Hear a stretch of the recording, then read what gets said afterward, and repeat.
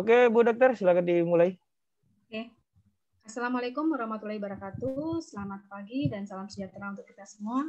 Press release Wali Kota Tarakan melalui gugus tugas percepatan penanganan COVID-19 di Kota Tarakan pada hari Minggu 22 November 2020. Kepada seluruh rekan media, para peserta press release dan seluruh masyarakat Kota Tarakan, kami selaku tim gugus tugas percepatan penanganan COVID-19 di Kota Tarakan, melalui siaran pers ini kami sampaikan situasi dan perkembangan penanganan COVID-19 di Kota Tarakan sebagai berikut. Yang pertama, perkembangan kasus COVID-19 sampai Minggu 22 November 2020 adalah jumlah kasus suspek yang dipantau saat ini sebanyak 83 orang.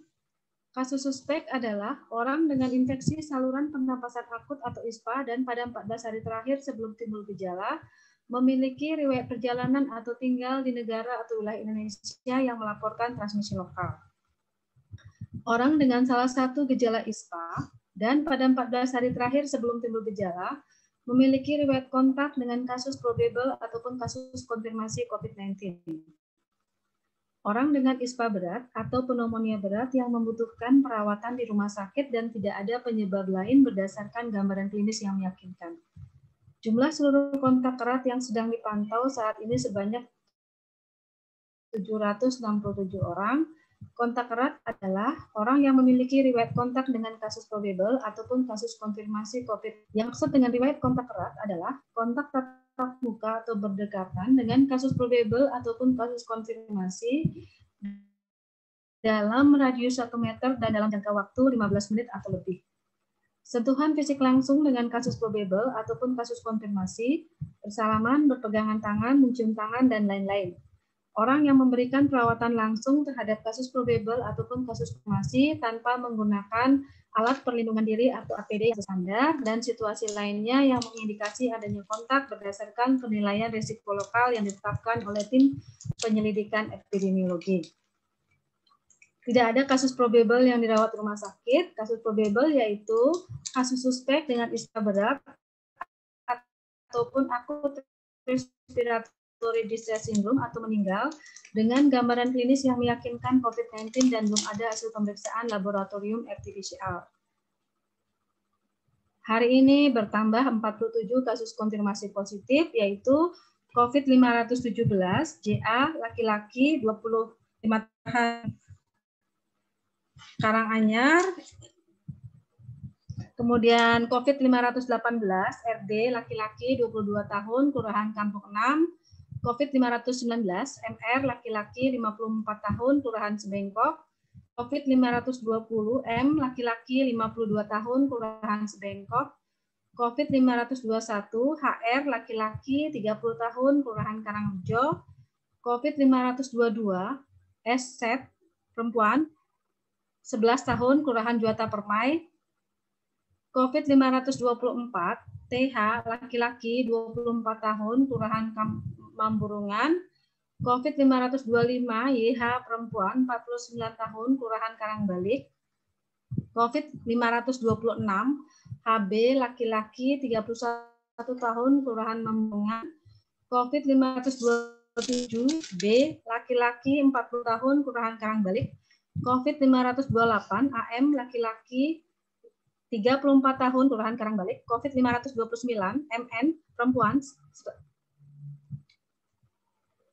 COVID perempuan, Kelurahan Kampung 6, kemudian COVID 530, MA, laki-laki 19 tahun, Kelurahan Karangbalik, COVID 531, RA, perempuan, 27 tahun, Kelurahan Pamusian, COVID 532, N, perempuan, 46 tahun, Kelurahan Sebengkok, COVID 533, MS, laki-laki, 26 tahun,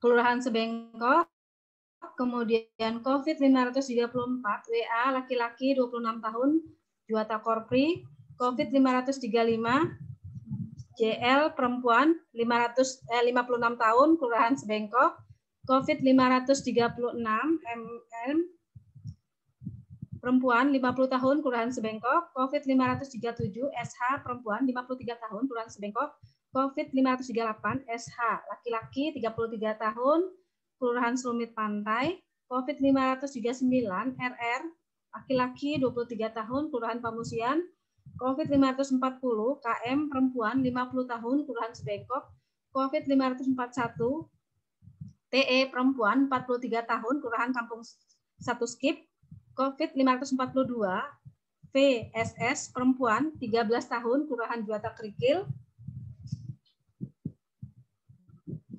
COVID 543 AW perempuan 40 tahun Kelurahan Juata Kerikil, COVID 544 NA perempuan 9 tahun Kelurahan Pamusian, COVID 545 HG laki-laki 46 tahun Kelurahan Pamusian, COVID 546 SRA perempuan 24 tahun Kelurahan Juata Permai, COVID 547 HM perempuan 54 tahun Kelurahan Sebengkok, COVID 548 YP perempuan 27 tahun Kelurahan Pamusian, COVID 549 AU laki-laki 29 tahun Kelurahan Karanganyar Pantai, COVID 550 RR perempuan 30 tahun Kelurahan Kampung 1, COVID 551 RN perempuan 42 tahun Kelurahan Selumit, COVID 552 S perempuan 54 tahun Kelurahan Pamusian, COVID 553 RDU laki-laki 21 tahun Kelurahan Karanganyar Pantai,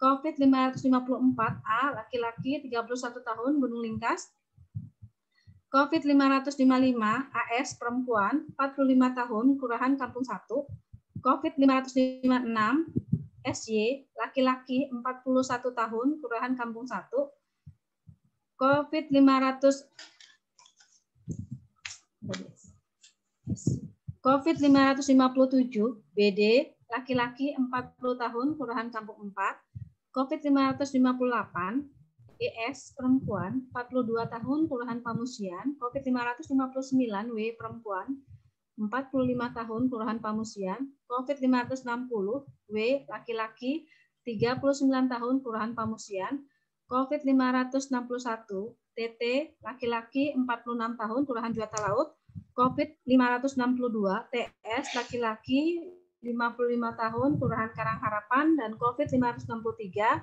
S laki-laki 50 Kelurahan Karanganyar. Jumlah kumulatif kasus konfirmasi COVID-19 itu sebanyak 563 orang. Kemudian konfirmasi kasus nomor 493 itu bertempat tinggal di Kelurahan Karanganyar Pantai. COVID 510 itu bertempat tinggal di Sebengkok, dan COVID 511 bertempat tinggal di Juata Permai. Untuk kasus 561 COVID 561 dan 562 itu TT dan TS itu meninggal dunia hari ini. Jadi jumlah kasus masih positif yang meninggal dunia bertambah 2 orang, jadi menjadi 7 orang yang meninggal dunia. Kemudian alhamdulillah ada 4 pasien yang kasus konfirmasi yang sudah dinyatakan sembuh, yaitu ada 13 yang dinyatakan sembuh, yaitu COVID 401 KN laki-laki 52 tahun Kelurahan Pamusian, COVID 402 R perempuan 65 tahun Kelurahan Sebengkok, COVID 407 TF laki-laki 18 tahun Kelurahan Selumit, COVID 408 K perempuan 31 tahun Kelurahan Karanganyar. Kemudian yang nomor 5 adalah COVID 409 S laki-laki 50 tahun Kelurahan Karanganyar, COVID 410 JS laki-laki 42 tahun Kelurahan Kampung 6, COVID 412 MRA laki-laki 24 tahun Kelurahan Kampung 1, COVID 413 N laki-laki 31 tahun Kelurahan Karangrejo, COVID 414 DMP laki-laki 26 tahun Kelurahan Karanganyar, COVID 418 HH laki-laki 40 tahun Kelurahan Pamusian, COVID 424 E laki-laki 53 tahun Kelurahan Karangbalik, COVID 425 EB laki-laki 31 tahun Kelurahan Karanglik, COVID 427 AS laki-laki 24 tahun Kelurahan Pamusian. Sehingga jumlah pasien yang sudah dinyatakan sembuh dari COVID-19 itu sebanyak 393 orang. Jumlah pasien COVID-19 yang sampai saat ini dilakukan perawatan dan pemantauan itu sebanyak 163 orang. Kepada masyarakat Kota Tarakan agar terus memberikan dukungan moral terhadap pasien ataupun keluarga pasien, kasus suspek, kasus probable, kontak erat, dan kasus konfirmasi COVID-19, itu mereka yang dijauhi adalah penyakitnya, bukan orangnya. Yang kedua, kepada seluruh masyarakat Kota Tarakan, perlu kami sampaikan bahwa mengingat penambahan jumlah kasus konfirmasi COVID-19 itu adalah pelaku perjalanan dan kontingen pelaku perjalanan, sehingga seluruh masyarakat Kota Tarakan wajib patuh dan disiplin dalam menerapkan protokol kesehatan sebagai bentuk pencegahan penyebaran COVID-19 di Kota Tarakan. Adapun protokol kesehatan yang wajib dipatuhi adalah selalu memakai masker, mencuci tangan dengan sabun di air mengalir, menghindari berkerumun di tempat-tempat umum, menjaga jarak dengan orang lain minimal 1 meter, membatasi menyentuh fasilitas tempat-tempat umum, dan jangan menyentuh mata, hidung, serta mulut sebelum mencuci tangan dengan sabun di air mengalir. Serta kami sampaikan kepada para pelaku perjalanan yang datang ke Kota Tarakan dengan membawa hasil rapid test, maka wajib untuk dilakukan isolasi mandiri selama 14 hari. Apabila tidak mau untuk dilakukan isolasi mandiri selama 14 hari, lakukanlah pemeriksaan swab. Apabila hasil swabnya negatif, bisa beraktivitas seperti biasa. Untuk pelaku perjalanan, selama melakukan isolasi mandiri ada keluhan seperti batuk, pilek, demam, dan gangguan pernapasan, maka hubungilah puskesmas terdekat dengan tempat tinggalnya ataupun menghubungi hotline informasi COVID-19 di nomor 0813 5143 2112. Selanjutnya akan dilakukan kunjungan oleh teman-teman dari puskesmas. Yang ketiga, isolasi mandiri itu dapat dijalankan dengan cara tinggal di rumah dan jangan pergi bekerja atau pergi ke ruang publik. Gunakan kamar terpisah di rumah dari anggota keluarga lainnya. Jika memungkinkan, upayakan untuk menjaga jarak setidaknya 1 meter dari anggota keluarga lain. Gunakan selalu masker selama melakukan isolasi diri. Lakukan pengukuran suhu harian dan observasi gejala klinis seperti batuk atau kesulitan bernapas. Hindari pemakaian bersama peralatan makan, piring, sendok garpu, dan gelas, dan perlengkapan mandi, handuk, sikat gigi, gayung, linen, dan spray.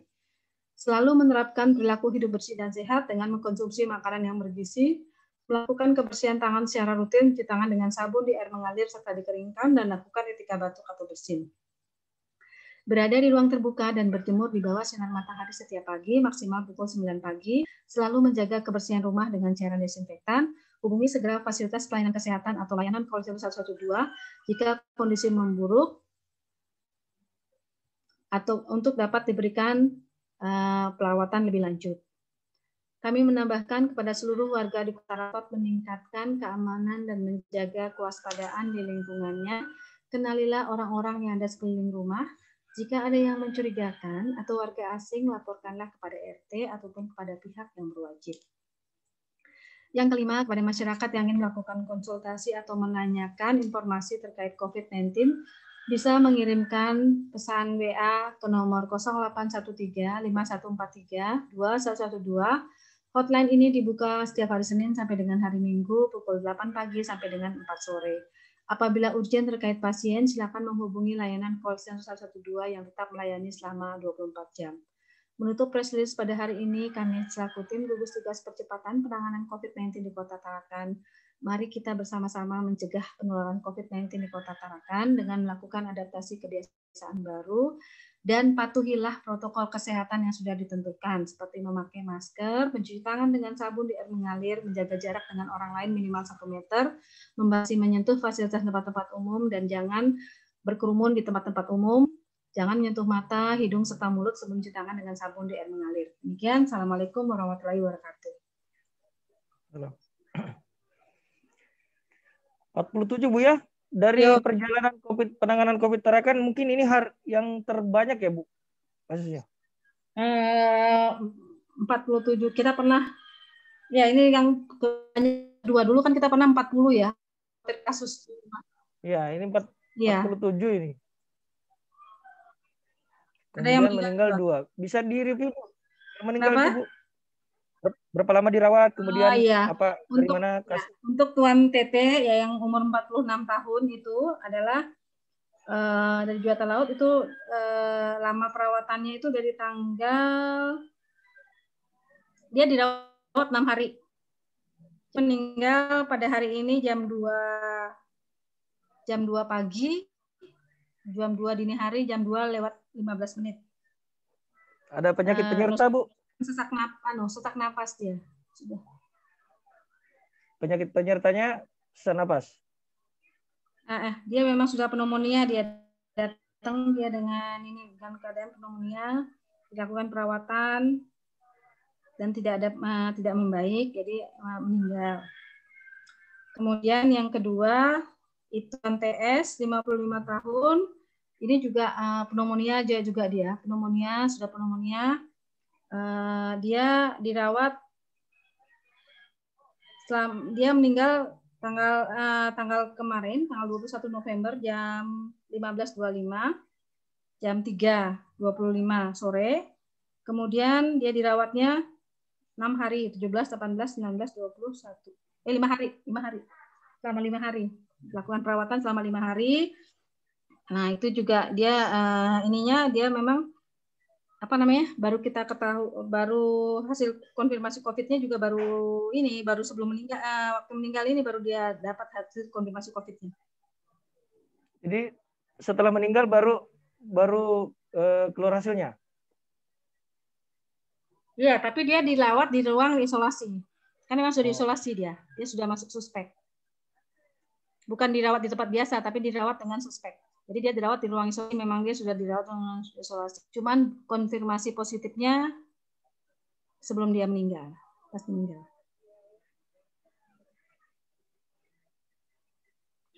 Kalau yang kasus-kasusnya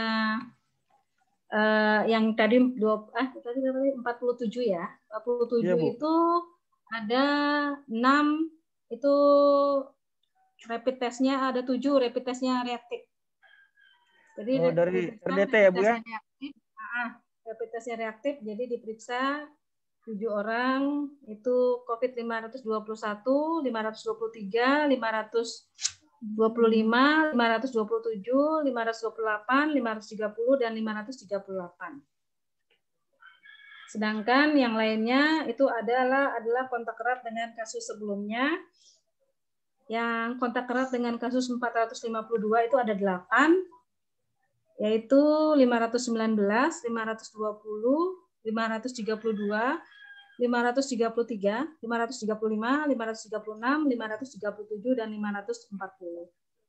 Kemudian kontak erat dengan 451 ada 2 orang, yaitu 522 dan 534. Kemudian kontak erat dengan 456 itu juga 2 orang, 500 dan 439. Seperti itu. Dari ini ada klaster baru nggak, Bu? Karena banyaknya begini, Bu. Klaster baru maksudnya? Ada kelompok tertentu nggak, Bu? Nah, itulah kan ini banyak ya kontak erat dengan kontak eratnya. Yang kayak kemarin itu kan sampai 47 Bu seperti ini, Bu. Ini beda-beda anunya. Jadi kita nggak bisa bilang bahwa dia klaster baru karena ini ada memang yang kita lihat itu yang nomor 452, COVID 452, yang kontak erat dengan 452 ini ada 8 orang. Tapi kita belum hitung ya yang kemarin, yang sebelumnya itu berapa dia kontaknya, terus dia kontak dengan siapa lagi, dia kan sumbernya dari mana juga kita belum hitung itunya. Karena karena ini banyaknya data yang harus dirilis, jumlahnya 47, jadi masih ini aja tadi baru dipilah-pilah ini yang mana kontak eratnya dengan yang mana, karena kan kita dapatnya kan datanya data ini ya, data bentuknya bentuknya Excel, jadi itu udah nggak kelihatan nih saat ini sama-sama kan nggak urut ya, ini kan ini yang mana yang ini baru dipilah-pilah gitu loh. Jadi kami belum hubungkan lagi dengan kasus sebelumnya. Ada perkantoran nggak, Bu, dari sini? Ada perkantoran. Sekitar berapa persen, Bu?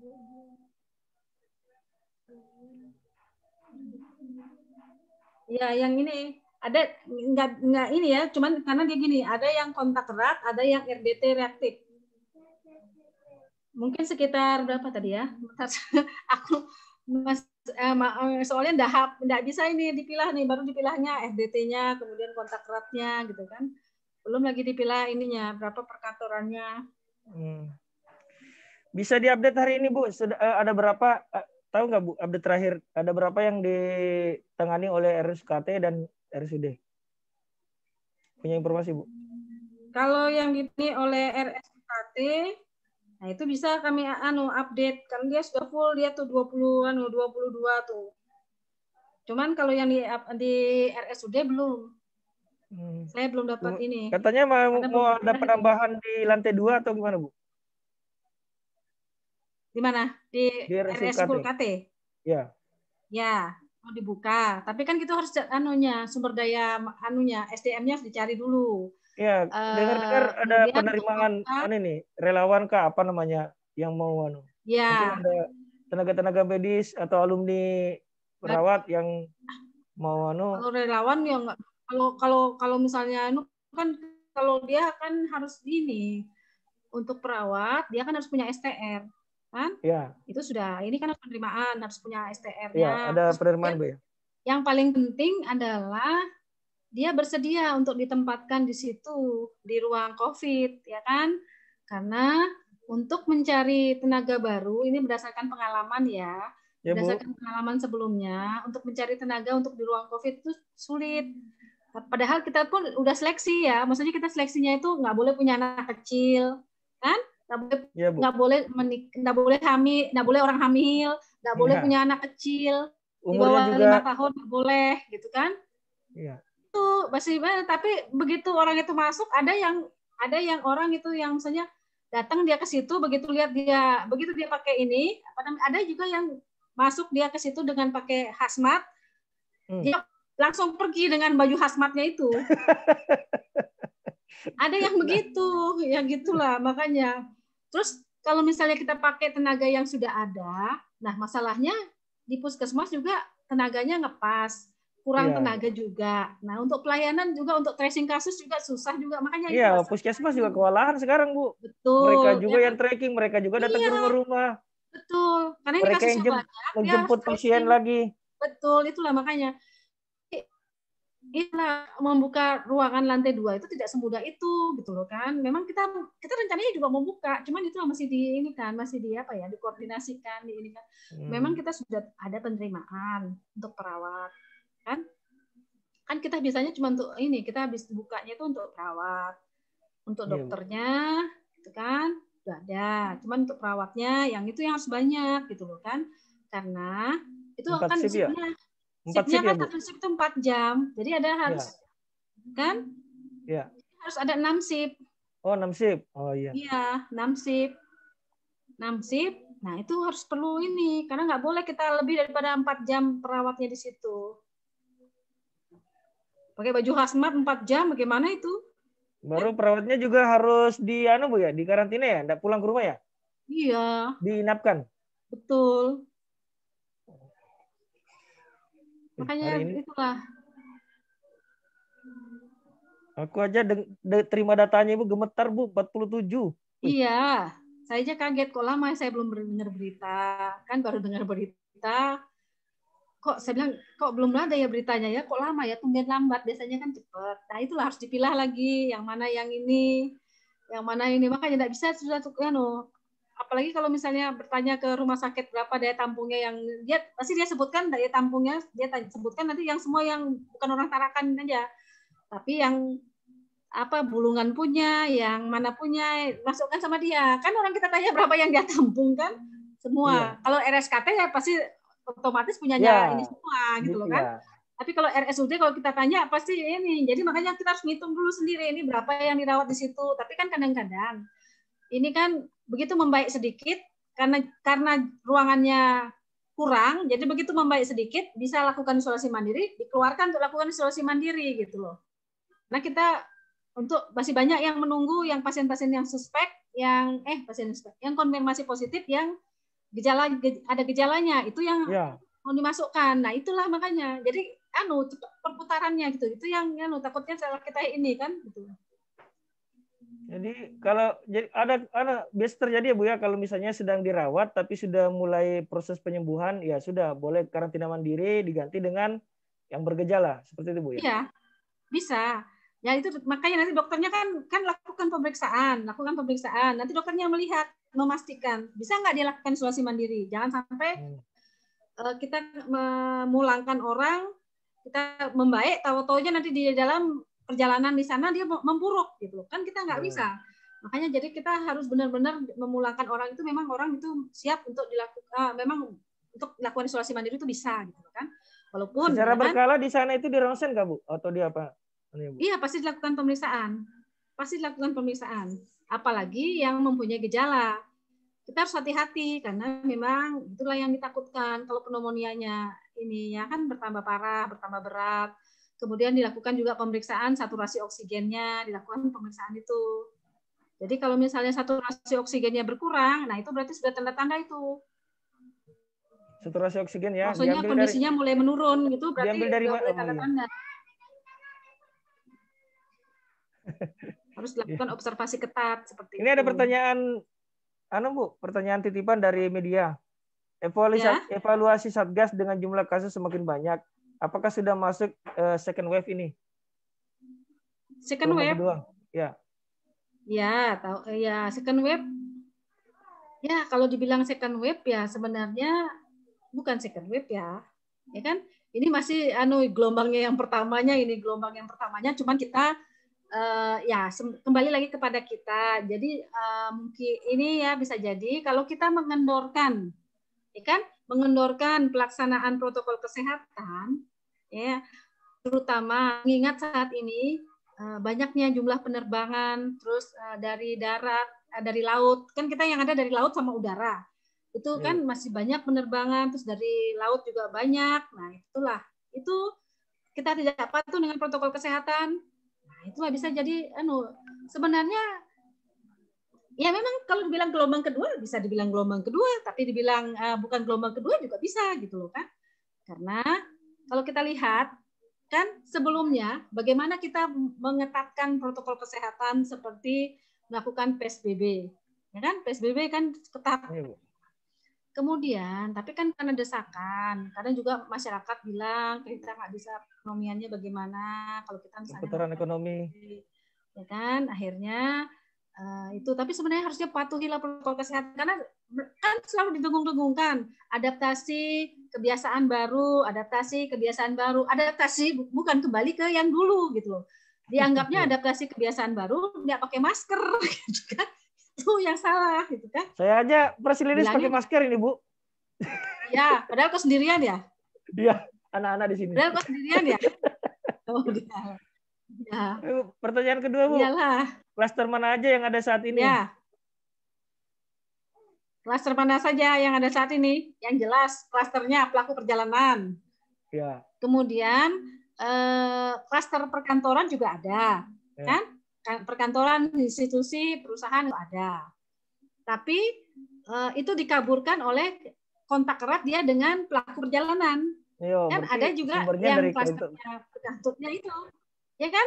Nggak bisa kita bilang bahwa itu klaster baru karena masalahnya yang di klaster perkantoran itu dia juga ini kontak erat dengan pelaku perjalanan atau dia justru pelaku perjalanannya, gitu kan?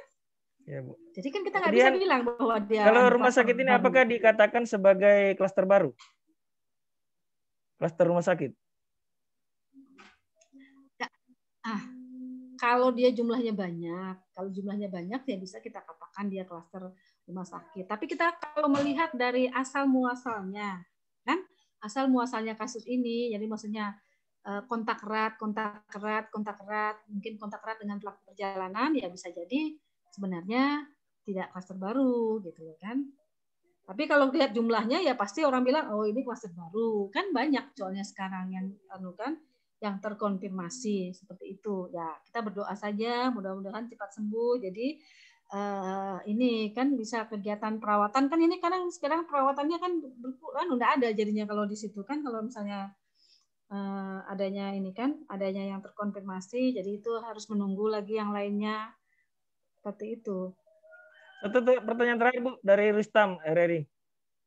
Bagaimana ketersediaan tempat perawatan di rumah sakit? Apakah ada ruangan tambahan untuk perawatan? Nah, ini tadi kan kita sudah bicarakan ya. Kalau yang ini mereka memang akan membuat, maksudnya mau membuka lantai 2, tapi lantai 2 dibuka untuk RSUKT itu kan perlu persiapan yang sangat berat. Itu sebenarnya sumber daya manusianya yang perlu tambahannya itu yang berat, karena itu harus ini apa namanya 6 shift ya, 6 shift karena per 4 jam. Kemudian juga kalau harus dipikirkan juga nanti kalau misalnya ya kan, kalau misalnya kasusnya semakin berkurang, orangnya mau diapain nih yang di orang di lantai 2 nih, ya kan, masa mau diberhentikan, ya kan, itu juga harus dipikirkan, maksudnya itu kan. Nah itulah maksudnya itu yang diinikan. Jadi ini kan masih dilakukan koordinasi karena ini perkembangan kasusnya ini yang terlalu cepat dan dinamis. Jadi kan kita maksudnya itulah saya bilang tadi, kita kadang-kadang kita kalau misalnya mencari tenaga itu juga nggak semudah itu mencari tenaga. Mungkin kalau untuk tenaga di puskesmas mungkin mudah lah maksudnya gitu. Tapi kalau untuk penanganan COVID itu ini loh perlu keberanian, perlu keberanian. Terus juga ini keterampilan daripada orangnya tersebut. Terus juga ada persyaratan-persyaratannya, misalnya nggak boleh punya anak kecil. Ada standar khusus Bu, ya. Iya, nggak boleh hamil, kan? Nggak boleh orang hamil taruh di situ. Nanti kita kena HAM lagi kalau depan orang hamil kan, gitu kan? Tuh, jadi harus itu. Kadang-kadang itulah yang ini membuat tenaga kita, karena teman-teman juga di puskesmas juga bekerja keras juga untuk melakukan tracing kasusnya, kan? Di tim juga bekerja untuk ini. Jadi itulah tenaganya ya segitu aja. Jadi sekarang harus dibagi lagi. Jadi jangan sampai. Nah, makanya kita lagi memikirkan. Sebenarnya kita mau membuka lantai 2 tersebut. Makanya sekarang diprioritaskan untuk yang pertama itu adalah yang bergejala. Jadi konfirmasi positif yang bergejala. Itu pun dipilah-pilah lagi bergejalanya bagaimana. Makanya kan di awal pertama begitu dinyatakan positif, diperiksa semua sebenarnya. Diperiksa dulu semuanya. Yang mana dipilah-pilah, yang mana yang bergejala, yang mana yang tidak, yang bisa melakukan isolasi mandiri. Itu. Karena kita tidak berharap bahwa ada pasien konfirmasi positif. Cuman ya, untuk kesan saya, untuk yang melakukan isolasi mandiri, yang terkonfirmasi positif, tolong ya, patuhilah protokol kesehatan. Nggak boleh pergi kemana-mana kalau dilakukan isolasi mandiri. Apalagi terkonfirmasi positif, jangan pergi kemana-mana karena merasa bahwa dia tanpa gejala, dia pergi jalan-jalan kemana-mana. Itu yang nggak boleh, gitu loh. Karena itu sebenarnya kalau misalnya dulu mungkin kita rawat ya, tapi sekarang kan kita nggak bisa rawat karena itu kita mengutamakan yang bergejala dulu, gitu loh kan. Ruangannya kurang. Kalau ruangannya cukup sih bisa, gitu loh kan. Itu makanya. Jadi yang itu sayangilah diri sendiri dan orang lain yang di sekitarnya. Jadi jangan pergi kemana-mana, cukup di rumah saja. Kalau misalnya memang tanpa gejala, insya Allah cepat sembuhnya kalau memang sudah seperti itu kan gitu kan, cepat bisa beraktivitas seperti biasa. Tapi jangan dulu sebelum dinyatakan oleh dokter bahwa dia boleh sudah negatif, sudah terkonfirmasi negatif atau dinyatakan sudah sembuh, baru dia boleh beraktivitas seperti biasa. Jangan kemana-mana dulu lah, jangan bepergian, jangan pergi kemana-mana seperti itu.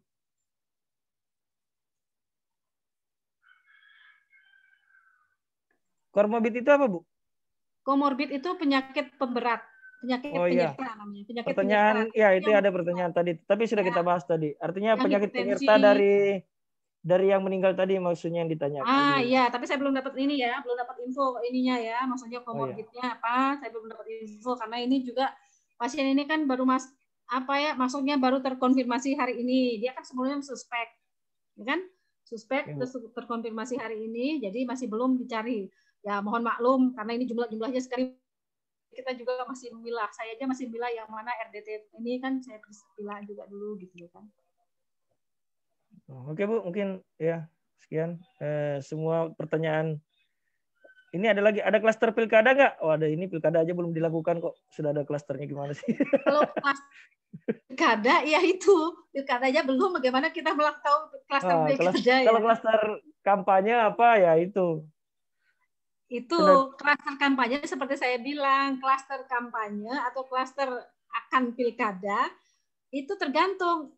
Karena itu pasti pelaku perjalanan. Terus kemudian kontak erat dengan pelaku perjalanan. Misalnya gini, dia pelaku perjalanan, dia kontak dengan pelaku perjalanan tersebut karena dia nggak patuh dengan dia tidak patuh dengan protokol kesehatan. Akhirnya dia menularkan sama orang lain. Yang kasihan ini yang ditularkan sama dia gitu loh. Yang kontak erat ini menularkan sama orang lain, kan kasihan kan? Gitu loh. Yang bisa jadi yang menularkan yang awal pelaku perjalanannya nggak diperiksa karena dia nggak ada gejala kan. Tapi dia yang baru dilihat riwayatnya rupanya dia ketularan sama kontak erat yang sebelumnya sama pelaku perjalanan gitu loh. Jadi sudah 3 kali kontak erat gitu loh kan. Bisa saja begitu kan. Ketahuan gitu. Jadi ya itu. Kalau ini klaster pilkada ya belum kami cari. Banyak sudah yang kami tracing nih. Mungkin oke Bu, terima kasih banyak Bu. Ya. Ya. Yo, assalamualaikum. Salam tangguh ya. Ya. Siap Bu.